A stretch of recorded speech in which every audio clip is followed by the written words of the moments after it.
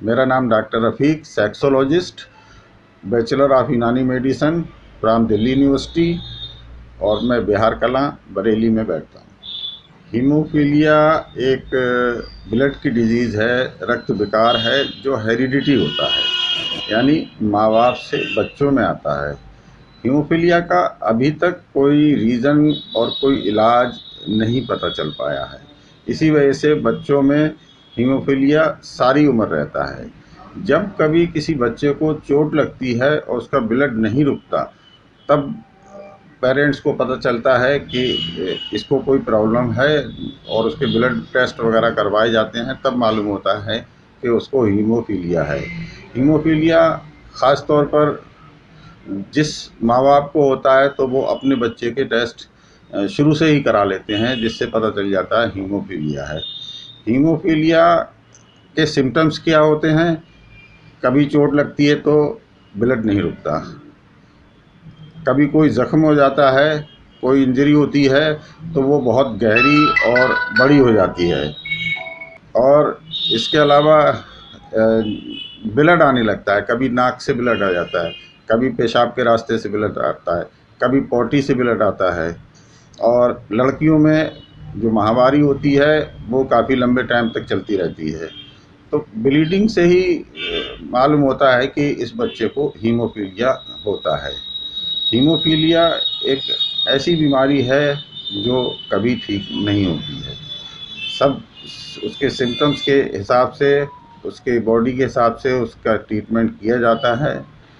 ये ख़ास तौर पर दो तरह की होती है, हीमोफीलिया ए और हीमोफीलिया बी। हीमोफीलिया ए का क्लॉटिंग फैक्टर 8 होता है और हीमोफीलिया बी का क्लॉटिंग फैक्टर 9 होता है। हीमोफीलिया बी थोड़ी ज़्यादा ख़तरनाक होती है। इसका ट्रीटमेंट कैसे किया जाता है? ट्रीटमेंट में इसके कुछ नहीं, कोई इलाज नहीं होता है। बच्चे को फिज़िकली और मेंटली फिट रखा जाता है। अगर ब्लड की ज़्यादा कमी हो रही है तो इसको clotting factor concentrate blood IV दिया जाता है।